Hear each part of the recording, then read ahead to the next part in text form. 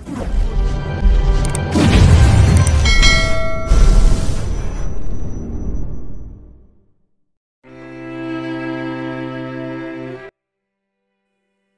makarating si Bianca sa lokasyon, kita niya si Boggs, ang leader ng gang na naghihintay sa kanya, sa labas ng abandonadong building kasamang ibang miyembro nito na nasa likuran. Nang makababa si Bianca ay agad siyang binati ng mga kalalakihan. Nasaan ang bihag? Hindi pa ba ito nagigising? Tanong ni Bianca sa leader na si Boggs. Hindi pa ho, madam. Ngunit nakatali pa rin siya sa upuan, gaya ng utos mo sa amin. Ngumisi si Bianca dahil doon. Magaling, magaling.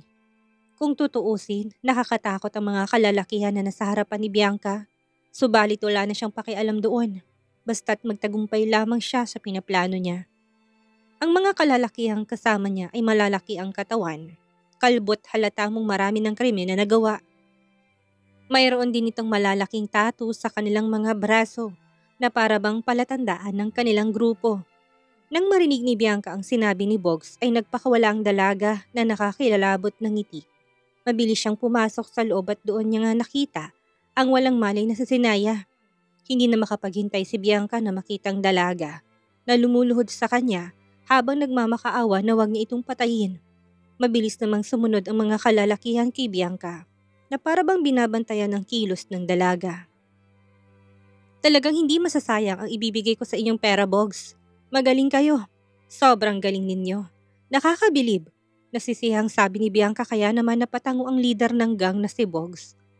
Ngunit, gusto ko lang malaman, madam. Kailan mo ba kami babayaran? Tanong ni Boggs kaya napalingon si Bianca sa lalaki. Huwag kang mag-alala, Boggs. Pagkatapos nito, ay ibibigay ko ng pera sa inyo.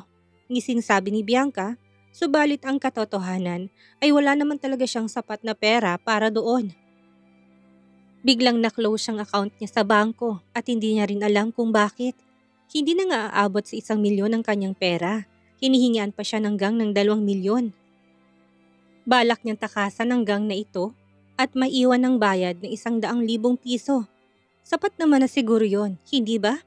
Isang pipitsuging gang lang naman ang kanyang kinuha. Napaikot ng mata si Bianca sa katinitigan ang walang malay na si Sinaya. Hindi niya akalaing mangyayari ang ganitong sitwasyon. Nabigo man siya noong nakaraan, sisiguraduhin niya na hindi na siya mabibigo ngayon. Samantalang agad na nagpark ng kotse si Jared, malapit sa abandonadong building. Mabilis na binuksan ni Joaquin ang bintana ng kotse at sinilip ang nasa loob subalit wala siyang makitang ni isang tao. Kumustang nasa loob, Jared? Pakisabi sa tauhan ni Boggs na narito na tayo sa labas ng building. At dahil laging handa si Jared, kinuha niyang maliit na telescope. Sa maliit niyang bag at binigay yon kay Joaquin. Mabilis na kinuha yun ng lalaki at sinilip ang nasa loob. Ngayon ay kitang-kita na ni Joaquin ang nangyayari sa loob at labas ng building. Ang mga snipers, kapulisan, pati ng SWAT teams ay nakaposisyon na. Lahat ng naroon ay handang-handa na. Nakahinga si Joaquin ng maluwag na makitang hindi pa naman kumikilos si Bianca. Jared, pakisabi sa mga tao na maghanda na't nandito na tayo.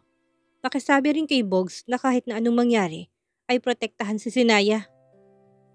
Ang buhay ng asawa ko ang importante, kaya kahit na anong sugat ay dapat na wala akong makita sa kanya.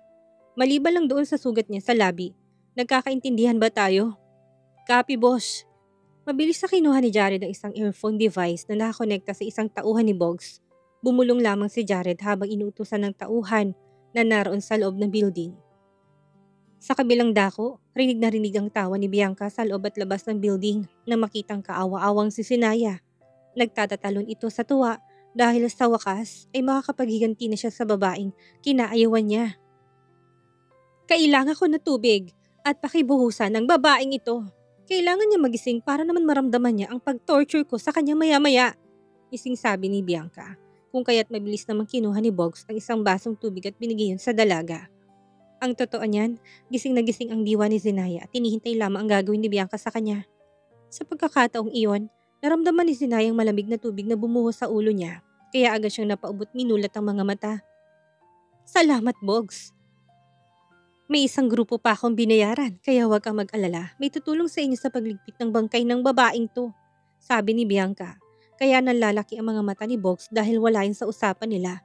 Nilingon ni Bogs ang isang tauhan niya na nagpapadala ng balita kay Joaquin kaya mabilis na tumango ito at naintindihan ang tingin ng boss niya. "Boys, labas kayo!" Sigaw ni Bianca at nagsilabasan naman ng iba pang kalalakihan at lumapit sa kanila.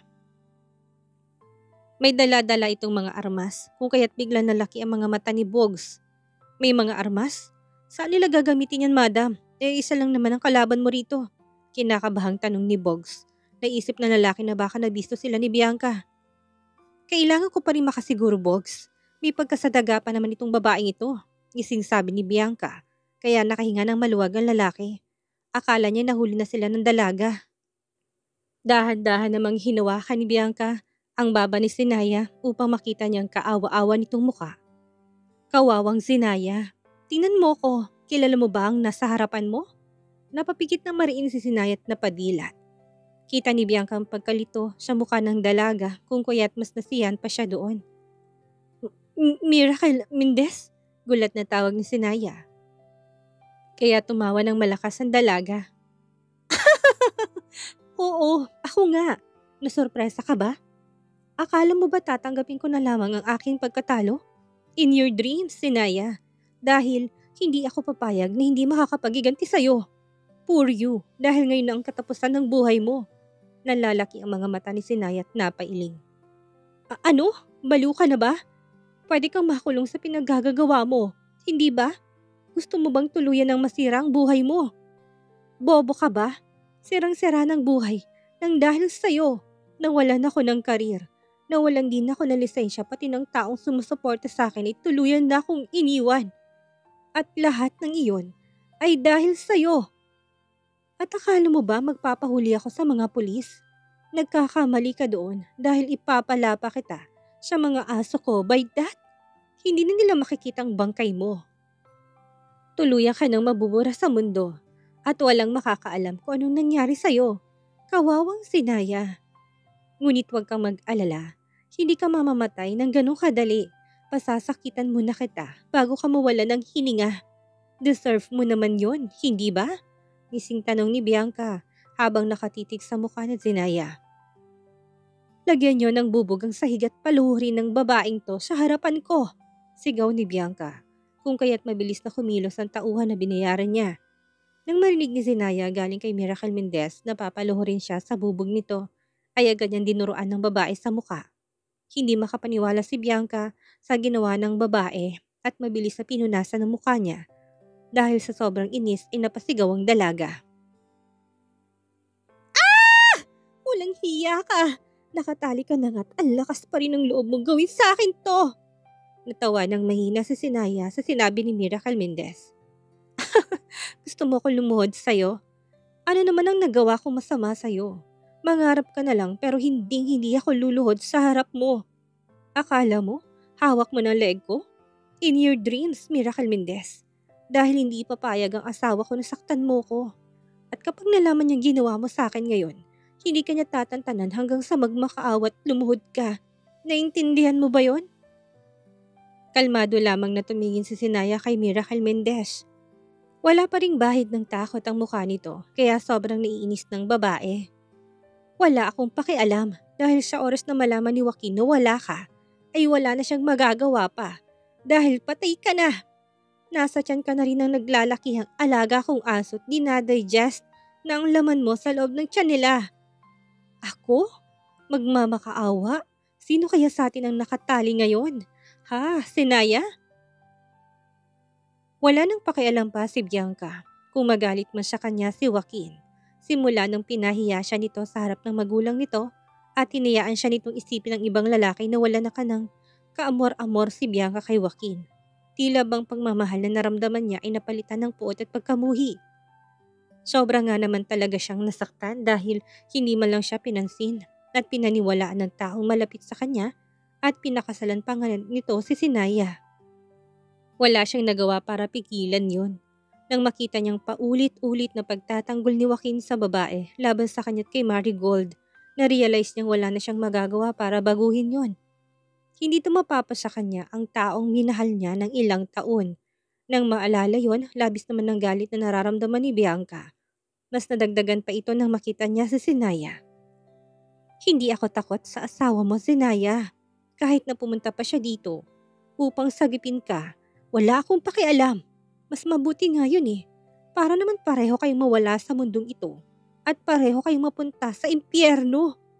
Kaya kung ayaw mo't sa gusto mo, lumuhod ka sa harapan ko. Luhod! Sigaw ni Bianca at mabilis tinulak ang puang kahoy. Kung kaya't napasubsob, si Sinaya sa sahig. Si Kit Joaquin, siya ba ang pinagmamalaki mo? Nagpapatawa ka ba? Hindi nga yun makalakad eh. Dahil lumpo siya. Tapos umaasa kang sasagipin ka niya? Nasisiraan ka na ata ng ulo. Natatawang sabi pa ni Bianca habang ang mga matay nalilisik na tumingin kay Zenaya. Sa kabilang banday nakita naman ni Joaquin ang nangyayari sa asawa niya. Humigpit ang paghawak ng lalaki sa telescope. Kailangan na nating kumilos. Ngayon din. Inis na utos na lalaki kay Jared, ngunit biglang tumingin si Zenaya sa direksyon niya at umiling. Hudyat na wag na munang gawin ang pinaplano nila. Napahinga ng malalim si Joaquin. Stop! Pigil ni Joaquin kay Jared at akmang tatawagan ang lahat ng kalalakihang nasa labas. Huwag na muna tayong kumilos dahil yan ang sinabi sa akin ng asawa ko ngayon. Dagdag pa ni Joaquin. Bakit boss? Tanong ni Jared.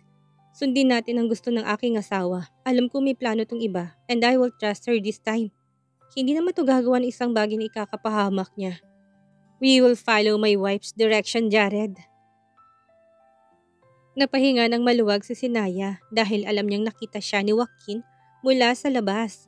Ayaw na muna niyang sumali ang iba dahil nag-e-enjoy pa siya na asarin ang babaeng sa harapan niya. Tumaas ang kilay ni Sinaya at ngumisi pa sa babae.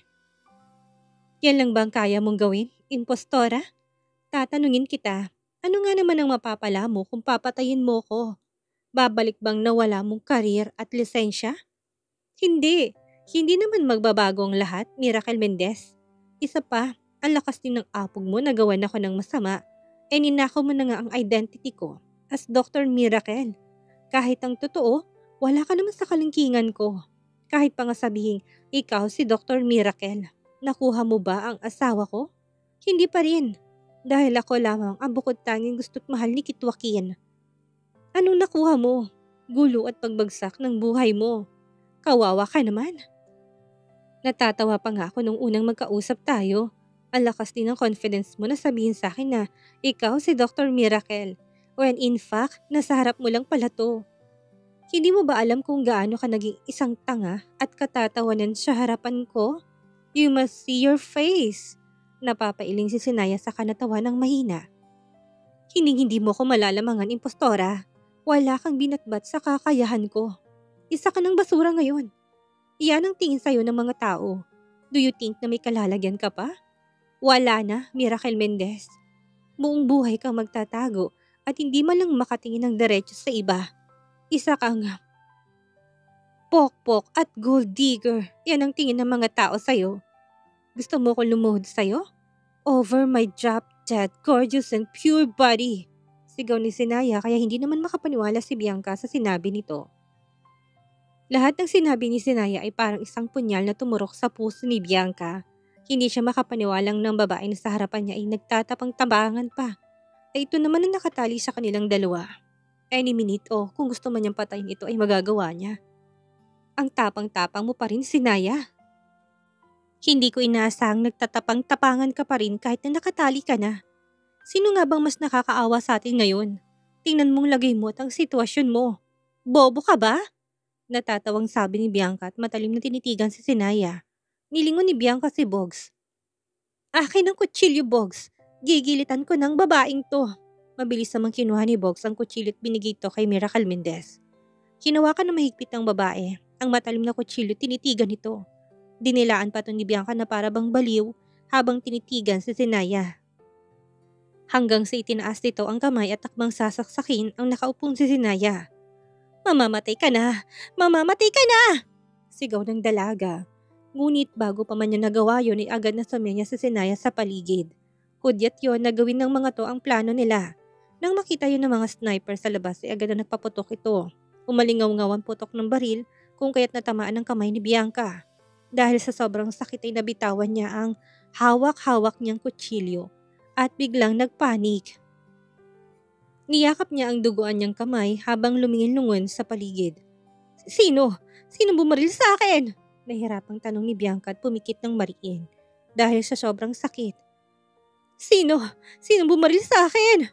Utal-utal na tanong ni Bianca habang ginagalang paningin sa paligid. Litong-lito ang babae, magsasalita pa sana siya subalit ang mga kapulisan, pati na ang SWAT team ay mabilis sa sumugod sa loob upang palibutan ng impostor. May dala-dala itong mga baril kung kaya't lahat ng kalalakihang nirentahan ni Bianca ay nagsitaasa ng mga kamay. Maliban na lamang sa grupo ni Boggs dahil mabilis na gumilid ang mga to at binigyan ng espasyo upang makalapit ang mga kapulisan kay Miracle Mendez. Pulis ito, itaas ang mga kamay at walang kikilos. Napapaligiran kayo ng mga kapulisan at snipers kung kaya't gawin yung inuutos namin sa inyo. Sigaw ng pulis kung kaya't bigla namang nagpanik si Bianca. Namutla ang mukha ng dalaga at hindi makapaniwalang napapaligiran ang abandonadong lugar na pinili niya upang gawin ang malagim na plano kay Zenaya. Punong-puno na rin siya ng dugo dahil sa nabaril niyang kamay. Nanunot din ang sakit kung kaya't napakagat siya ng labi. Nanginginig na ang kanyang buong katawan dahil sa sobrang takot.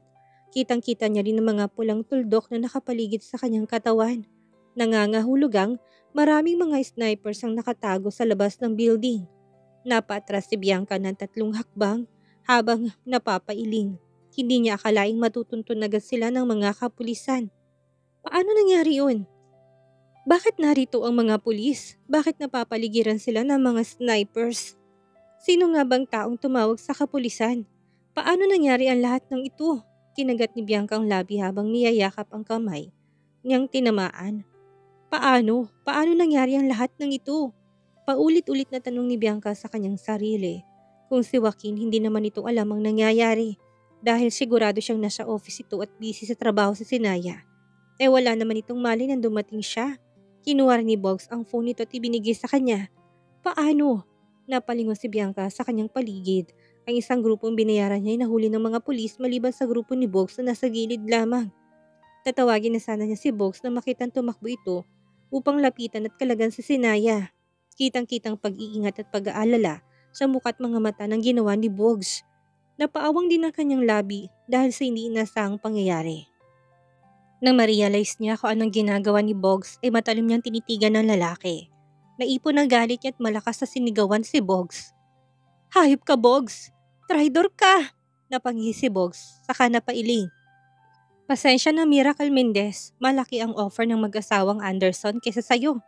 Nabalitaan ko rin na na-freeze palang account ninyo. At alam ko may balak ka talagang takasan kami ng grupo. Hindi naman kami papayag doon, kaya inunahan ka na naming lokohin. Pasensya na Miss Mendez. Pera-pera lang. Tangina mo! Yan na lamang ang sinabi ni Bianca dahil wala na siyang maisip pang ibang sasabihin.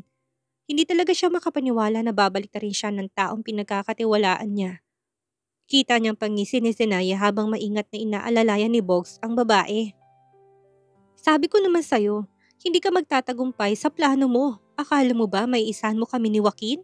Diyan ka nagkakamali. Ang totoo niyan, lahat ng kilos mo ay minaman-manan na namin. Una pa lang bago ka pa man pumunta rito sa lumang building, ay nakatago ng mga kapulisan, snipers, pati na rin ang mga SWAT kaya wala ka ng kawala pa. So sinong nakakaawa sa ating dalawa? Impostor? Sinong naiiyak na sa sobrang sakit ngayon? Natatawang sabi ni Zenaya sa dalaga. Gusto mo kaming patayin ng asawa ko. Ipalapa sa mga naglalakihang aso mo. Nasaan na yun? Mukhang hindi na ito matutupad pa. Mananatili na lamang ito sa iyong panaginip. Kawawa ka naman, binigyan ka na pala ng asawa ko na umalis sa Pilipinas, ngunit hindi mo yung ginawa. Binigyan ka na pala ng chance, hindi mo pa kinuha. Ano na pala mo? Mukhang sa kulungan ngayon ang bagsak mo. Matalim na tinitigan ni Zenaya ang dalaga na kasalukuyang hindi nagsasalita. Hindi rin makapaniwala si Bianca na palpak na naman ang plano niya. Sa pangalawang pagkakataon, naloko na naman siya ni Zenaya at alam niyang pinagtatawanan na naman siya nito. Ngunit may isa pa siyang plano. Hindi siya tanga para mawala ng plan B kung sakaling magkabulilyaso ang lahat. Napailing si Bianca at naiiyak na tinignan si Zenaya. Hindi ako may pakana ng lahat, Zenaya. Hindi ako mastermind ng lahat ng ito. Alam mo kung sino? Huminga ng malalim si Bianca saka nagsalita. Walang iba ako hindi ang kapatid mo. Si Marigold ang may pakana ng lahat. Inutusan niya ako na kidnapin ka. Alam mo bang nag-a-acting lang ako kanina? Gusto talaga kitang sagipin at hindi kita kayang patayin. Yan ang totoo. Nagpapatawa ka ba, Miracle Mendez? Bakit may hawak-hawak kang kutsilyo kanina? Bala ko sanang kalagan ka. Bala kong putulin ng tali sa mga kamay mo at iligtas ka. Totoo ang mga sinasabi ko, Sinaya. Maniwala ka. Nagmamakaawang sabi ni Bianca sa babae. Isa pa, wala ka namang ebidensya na ako ang nagpakidnap sa'yo. Alam kong inosente ako dahil inutusan lamang ako ni Marigold na gawin ito. Pinagbantaan niyang buhay ko. Maniwala ka sa akin. I swear, I'm telling the truth. Si Marigold ang hulihin niyo. Ginawa ni Bianca ang lahat upang mapaniwala si Sinaya sa katunayan ng babae dahil nakaramdam ng takot na alam niyang mabubulok siya sa kulungan kapag napatunayan pinagtakaan niya ng buhay si Sinaya. At dahil wala itong ebidensyang maipapakita sa korte, may karapatan siyang i-deny ang lahat na akusasyon ng babaeng nasa harapan niya. At kapag nangyari yon, mapapasawalang bisang kanyang kaso. Sa tingin mo ba, kakampihan ka pa ng kapatid ko sa ginawa mong paloloko sa kanya? Alam ko may pagkatanga ang kapatid ko, ngunit hindi siya kagaya sa'yo. Nagagawin ng lahat pati ng isang kahindik-hindik na krimen upang makapaghiganti lamang. Hindi siya kasing baliw ng gaya sa'yo. Sumingkit ang mga mata ni Zenaya sa babae. At nakakatawa naman ang alibay mo, impostor. Ako? Sasagipin mo? Hindi ako tanga para paniwalaan ka. Ginagawa mo pa akong bobo katulad mo. At naghahanap ka ng ebidensya? Marami kami niyan, sapat na upang mabulok ka sa kulungan. Kaya huwag kang magdrama dyan dahil sa presinto ka pa rin babagsak. Napaingo sa Sinaya na makitang naiiyak si Miracle Mendez sa kanya. Hawak-hawak pa rin itong kamay ng tamaan ng baril kani-kanina lang. Punong-puno na ito ng dugo at halata sa mukha nitong sakit na nararamdaman. Nakalimutan ko nga pala, salamat sa kapatid ko nang dahil sa kanya, nakakuha ko ng ebidensya para mabulok ka na sa kulungan. Inutusan ko siyang i-record ang conversation niyo sa telepono at isend ka agad sa akin. May mga litrato din ako nakausap mong 2 leader ng gang na hinire mo. Mabuti na lang at kumampi sa amin ang grupo ni Boggs. Hindi ko lang inasya na meron ka pa palang tinatago pang isa. Pero ano nga ba naman ang laban ng mga to sa kapulisan? Sniper at SWAT team. Isang laban lang nila sa bugang bungo nila. Nakangising sabi ni Sinaya kung kaya't bigla namang natakot ang mga kalalakihang nakatapa sa sahig. Walang balak naman laban dahil siya narinig kay Zenaya. At isa pa, lahat ng pagpunta mo dito at paggawa mo ng masama sa akin ay lahat yon nakarecord din. Sapat na siguro na ebidensya ang lahat ng ito. Hindi ba? Ikinalulungkot kong ibalita sa'yo, Miracle Mendez. Mabubulok ka nga talaga sa kulungan at wala ka ng takas pa sa kasong isasampa ko sa'yo. Iling na dagdag pa ni Zenaya habang naawang tinignan ng dalaga.